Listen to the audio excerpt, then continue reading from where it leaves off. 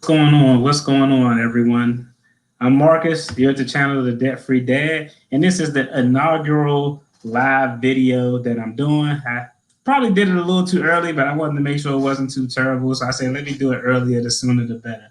But in this video, we're going to talk a little bit about debt freedom and financial freedom. Just kind of cover it up and talk about both topics because I found when I talk to people on these topics I found when I talk to people on these topics, oftentimes, I'm sorry, I got distracted because I saw a comment put up, but I'm facilitating it. But oftentimes when I talk to people about these topics, it's kind of a blurred area because a lot of people, think debt freedom equals financial freedom and financial freedom equals debt freedom. And me personally, I think it's a little bit more nuanced than that. So, I just wanted to go over my thoughts on, what the distinctions are and similarities are between the two. Of course, as we all know, they are things that they work together. They go hand in hand. It's like peanut butter and jelly. You don't really got a sandwich unless you have both of them. So they do fall in that category.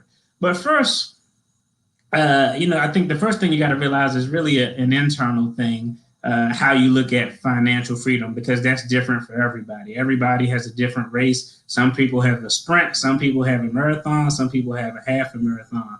So, with regard to debt freedom, I think there are really three types of debt freedom that I personalize in my own category. I kind of look at it, if you're a beer drinker, even though I'm not really a beer drinker, if you're a beer drinker, you got like Bud Light, you got Budweiser, then you got Bud Light. And then, when we were in Iraq, of course, we couldn't drink alcohol, so we would drink near beer. So you got those three categories. All are supposed to replicate or be the same thing, but each is different. And I think, the categories of debt freedom fall in that same spectrum. You got these really three categories. So I think, ultimate debt freedom, and I know a few folks who have ultimate debt freedom. I'm talking about no mortgages, no rental property mortgages, absolutely nothing. That's the pinnacle, that's the top of the mountain if we so choose to, take that journey to get to the top of the mountain.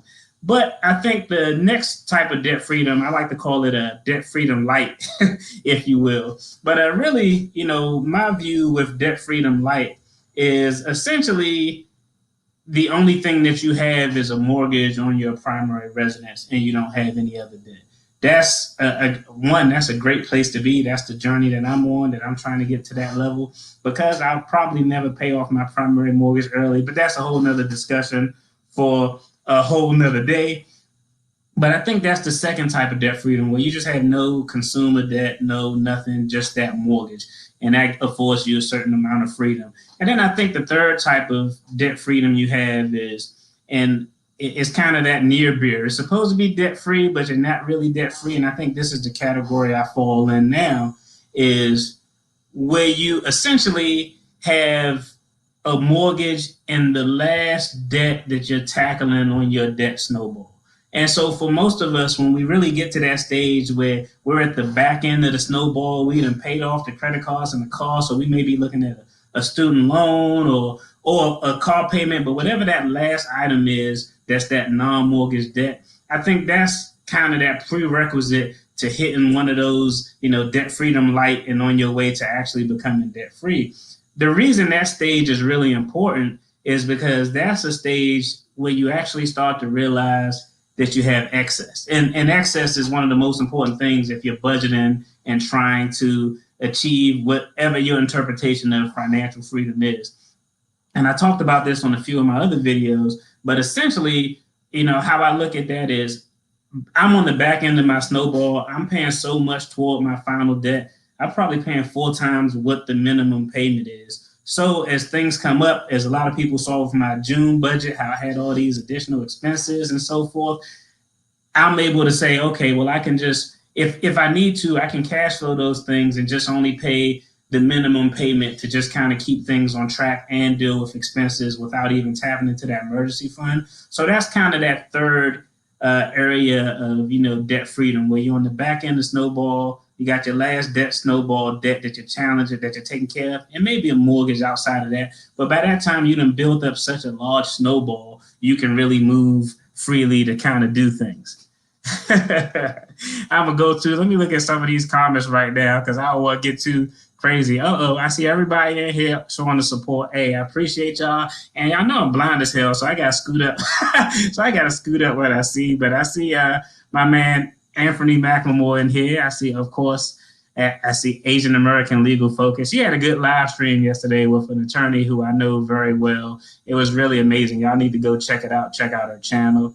Don, I see you. I see you talking about near beer, man. Chair Talks. I see everybody in here. Y'all making me feel real special right now because I thought it was going to be an utter debacle. Gold Dick. Oh, man, that's just so many people to name. I'm so elated. Y'all got me blushing, and I'm a brother. I don't blush too often. If I do, I hold it. I don't really let nobody see it. But I really appreciate all y'all stopping in. And so, Gossip Girl, Mommy Trader. I'm trying to get everybody's name out so everybody get a shout out and get some love. But I think those are really the distinctions, when you're talking about your debt-free journey. So the next thing is, let's kind of switch over to financial freedom. Because, hey, in this great finance community that we live in, a lot of people are fire people and retiring early, and all that is good. But I guess the best way to say it is, don't judge your beginning point on someone else's middle point. So, one, again, like I said, everybody's race is an individual race that's their own. So I can't judge. I may be at the beginning of my journey. I can't compare myself to someone who's halfway into their journey right now. So number one is only compare yourself to yourself. But the other thing is, we have to really put financial freedom into perspective, because I'm a big data guy. I like looking at data and numbers. And so if we look at statistically, anybody in the comments, leave a comment and tell me, what do you think the percentage of Americans are who retire from age 55 to 60? It's funny. I asked my wife that question, and a lot of people were like, my wife was like, I don't know, 30, 40%. So it's interesting. The percentage of people who retire in their 40s is 3%. So let's just put that in perspective. If you're a fire person and you want to retire in your 40s, God bless you. But percentage-wise, the percentage of people who retire in their 40s is 3%. The percentage of people who, yeah, Don, you pretty much close, 13%. Yeah, 13% of people retire between the age of 55 to 60. So if you retire at 60, you still retiring a hell of a lot earlier than most Americans are. But I think the other thing you have to realize is so much that goes into achieving that financial freedom, and it's different for everybody. For some people, financial freedom is a number, and I think that's partially true. It is a number because you want to make sure that you have enough income to continue to sustain the lifestyle that you want. But the other part of it is a mental thing, and it's about being content, and understanding that, hey, I'm happy with what I have and where I am in life. So I think that's kind of really the bigger part of it. And it's funny because I have a friend who retired in his 40s. For me, retiring in my 40s is not an option. I mean, honestly, I don't think I retire till at a minimum of 60, just because my thought process is most Americans reach their peak earning years between their late 40s to mid 50s.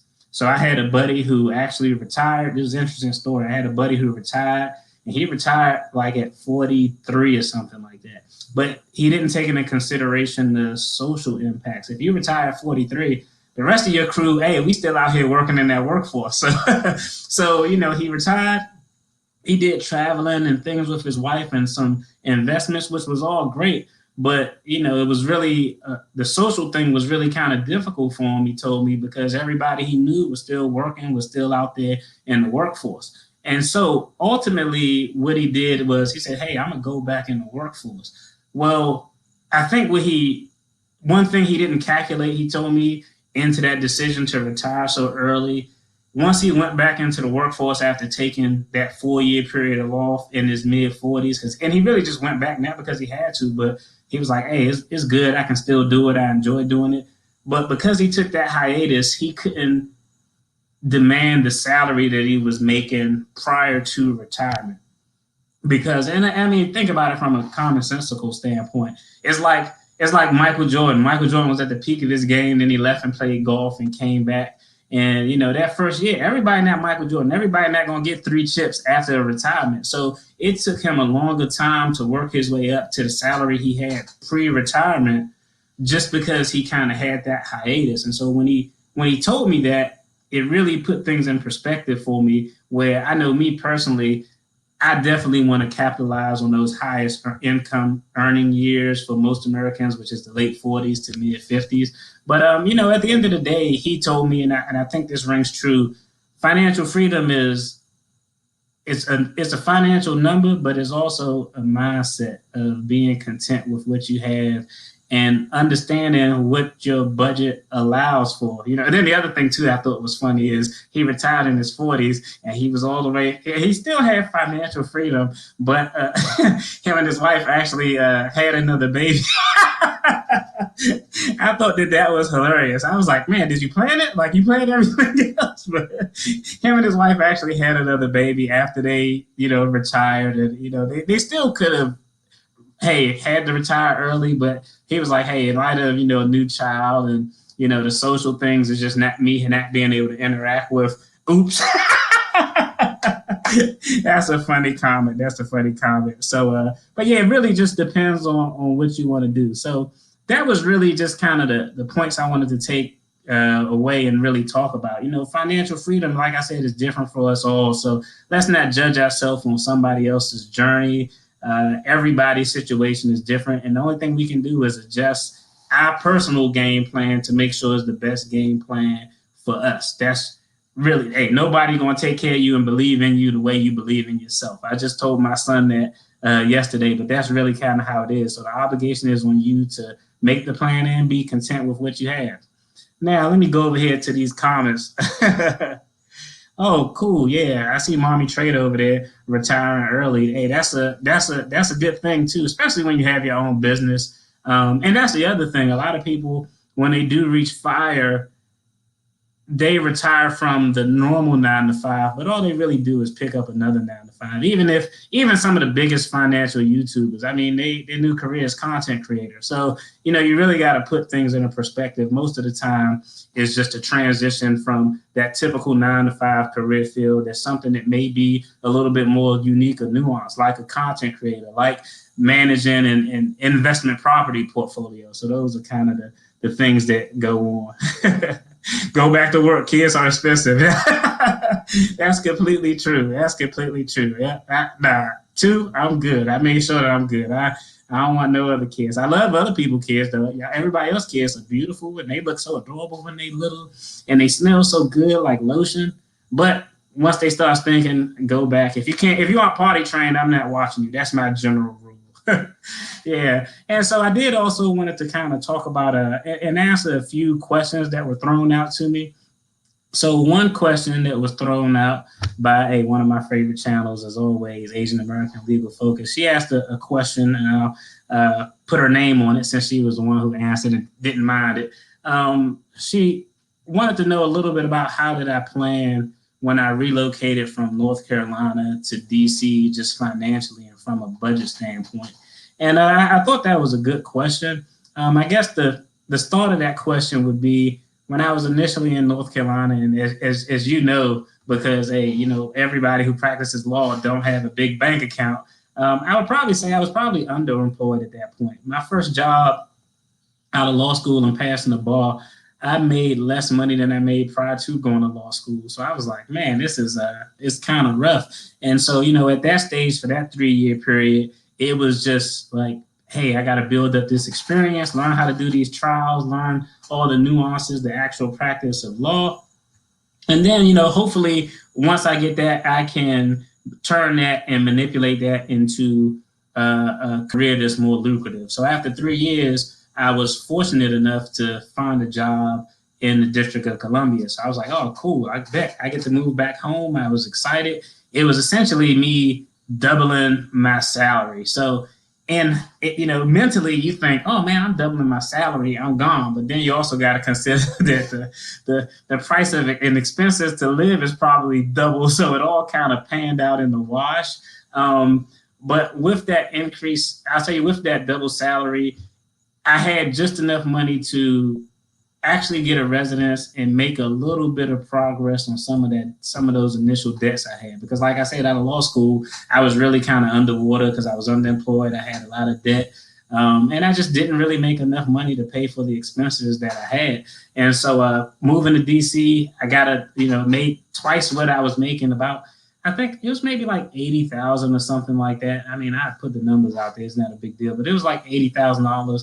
But it was enough flexibility in my budget to where, okay, I could take care of the expenses I have here and take care and start to make a little bit of headway into the debts that I had. So that worked out. The other thing that worked to my advantage was the move was so quick and had to be so constant. That was really how I turned my former primary residence into my first actual rental property. So I was able to generate some cash flow from that as well, which provided a little bit of leverage. So, but it was really a lot about budgeting because I mean, housing up here is expensive. And that first job I had, it was a requirement that within 60 days, no, within 180 days, you actually have to live in the District of Columbia just because of the type of job that it was. So it was none of that live in Maryland or Virginia where it was a little bit cheaper. So, and then when I was in DC, I mean, I'm from this city. I love this city, but if it were up to me, I would have been in a one bedroom or a studio apartment with a cot. Hey, I went to Iraq. I could survive anywhere, but wifey wasn't having that. So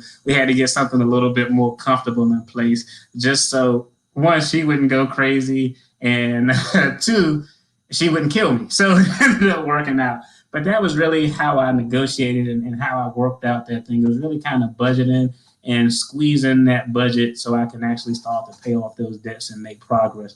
And fast forward, it ended up working out a little bit because that's the one thing about DC. You come here and you think you're going to meet all these high-speed attorneys who are well-dressed and super go-getters. And I think this is like everything. I think that in any profession, even NBA, NFL, there are very few people who are in that. There's very few LeBron James.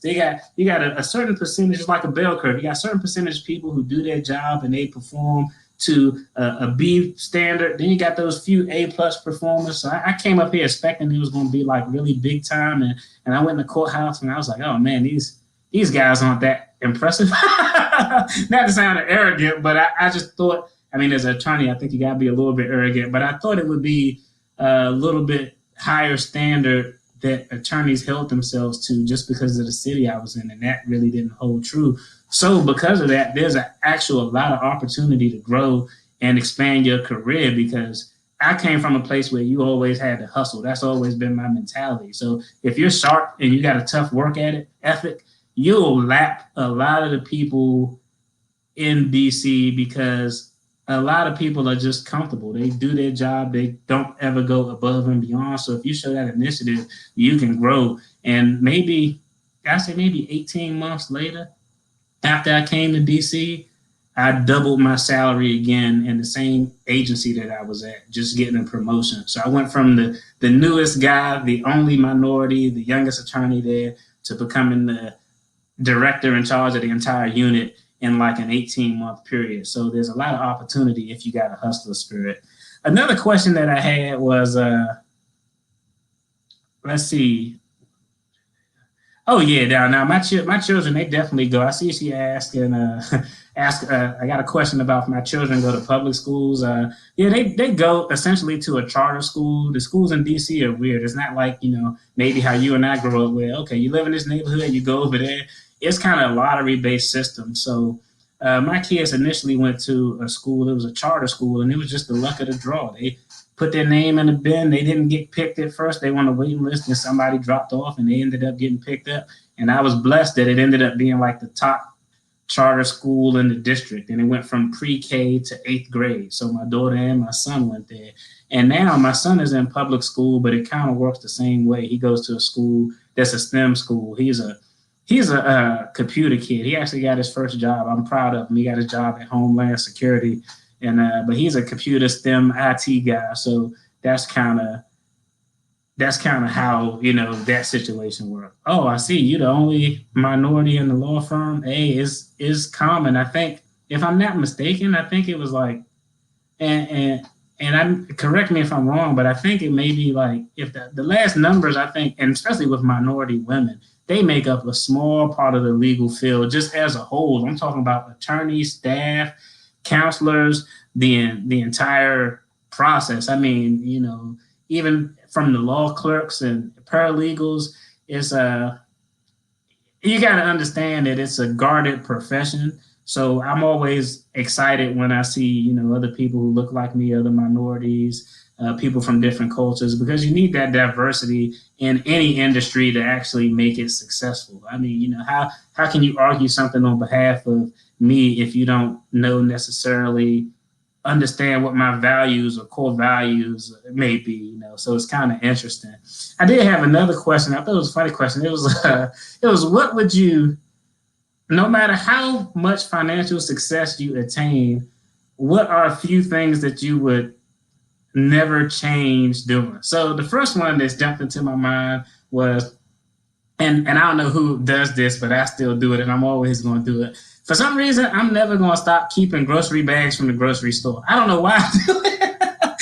I was like, I don't know why I do it. I actually built a bar in my house with a cabinet and everything, and it's full of grocery bags. As soon as I come in, I act like it's going to be a grocery bag sorted. so that's first and foremost. I always keep doing. If you go into any bathroom that's not a bathroom where a visitor would visit, so the bathroom's on the first floor, I got those little trash cans with the little trash bags in there. It's an official trash bag in there. You go to any other bathroom in the house that's a non-visitor bathroom, you best believe I got a grocery store bag in there, because I'm not spending the money on all these nuanced bags. I'm not doing it. So that's number one. I think the other thing that I would probably never change is making sure I can do things, one, that are within my budget, but two, to allow my family and give my family memories. I mean, that's one of the biggest things and one of the biggest reasons why. They still got those bags here, and I don't know, just throwing them away feels so, and it's crazy. So they definitely are a waste of money, but I will tell you, I have tried to become better with the environment. I do have the actual bag that you can reuse. I think my problem is that sometimes I forget it. I bring it in the house and I leave it in the house. Then when I go to the grocery store, it's just out on a humble and I forget it. So I need to do better. I need to make sure that the Debt-Free Dad environmental footprint isn't making things bad for our youth. So I'm definitely going to try to do better on that. But yeah, it's interesting. The other thing is that I wouldn't change is, and this is kind of why I departed from that whole Dave Ramsey, beans and rice and beans things, is we don't know how long our time is here. So you gotta, if my debt-free journey was 18 months or less, and I knew it was 18 months or less from good mathematical numbers and doing the breakdown, then I could see, hey, we're going to just suck it up for 18. But I think anything outside of 18 months could be taxing. And when you have a wife and kids and a family, you don't want to deprive yourself of things that you could budget to do to still create memories. And like I said, and as a lot of y'all know, hey, I needed 3 random brain surgeries out of the blue, and I'm probably one of the healthiest people you could potentially ever meet. So you never know how long you may have to be with your loved ones. So I think it's imperative that you don't get too caught up in your goals where you kind of break away and don't have those memories with your family. And I know I did that, because when I first came to DC, and you can do that with anything. When I first came to DC, I was so focused on my career and advancement. And by the time I got to where I was like, okay, I could rest. I'm at this level, I could rest. And I kind of looked back and thought about it, and I was like, man, I missed so many things and kind of deprived my family of so many memories and opportunities of things we could have done. So now I tell you right now, honestly, I don't care about corporate advancement the way I used to maybe 2 years ago. My perspective has kind of changed. So that's kind of a blessing in and of itself. Yeah. Yeah, but that's kind of, I will let y'all go. I do got an interesting story though. I will tell y'all one funny story, because I see Mommy Trader. I see Mommy Trader made a comment about my son being in STEM school. So he gets into this STEM school, right? And my son is interested. He's good at everything that I'm bad at, like soccer. He's great, and stuff that I couldn't do. He's really good at. He. I am proud of him. Though. He's nice in debate, so I come to appreciate that on the back end. But so he gets into this STEM school. Now keep in mind everything is virtual, right? And now I'm not going to say I won't go into depth to what the details of what happened are, but let's say that he used his computer nuance and experience to do he used his computers and STEM ability to do something to the school's computer system. But luckily, it was a silly prank, and it wasn't nothing major like changing grades or stealing people's social security numbers. But it was hilarious when they finally, it took a month. They was like, man, how is? And it was something. It was just a light prank that him and a couple of his buddies were pulling because everybody was on these video things and and so forth. And it took the school a couple of months to find out. And it was funny because when they finally found out about it, and of course, in good dad fashion, they, hey, we ain't gonna talk about disciplining of children, but we'll just leave that alone. But it was interesting because of course he got sanctioned. He had to do some papers, and that's actually what facilitated him and made him actually have to go to physical school because they was like, nah, you too good on computers. You use these computers at the school. But it was interesting because they were actually impressed of how well he was able to kind of utilize his abilities, and so they were like, well, even though he did do something stupid, he didn't do it with a devious purpose in mind. It was kind of a lighthearted prank that, it probably wasn't funny and he learned from. But yeah, kids are going to do stupid stuff. And, it's cool. I told him whatever your gift is, whether if your gift is computers, in the words of Peter Parker grandfather, with great power comes great responsibility, man. And if you're going to hack into anything, hack into the Fed loan servicing system and pay off my student loans debt. Do something productive. Don't be hacking into something to play a prank that's kind of funny. That's not. Go big time. Go big or go home. Yeah. Hey, that's it. Oh, that's cool. I'm just going through looking at some of the. He can work for NASA. Yeah, a lot of. Hey, I'm in contact with a lot of the alphabet soup law enforcement agencies, and the head of the FBI's counterfeit was one of the worst violators of counterfeiting bills and so forth ever in the United States, and he got a job. So I said, yeah, use your powers for good, and not everybody get that pass if you do something stupid where you actually get a job. Yeah. Well, that's it. Hey, I appreciate all y'all for tuning in. Hey, I'm grateful and so blessed that y'all tuned in and it wasn't just me here. So I want y'all to know, have a great weekend. Be safe. It's going to be a bunch of fireworks and nonsense. So y'all make sure y'all be safe. Enjoy y'all loved ones. Be blessed. I love y'all. Peace.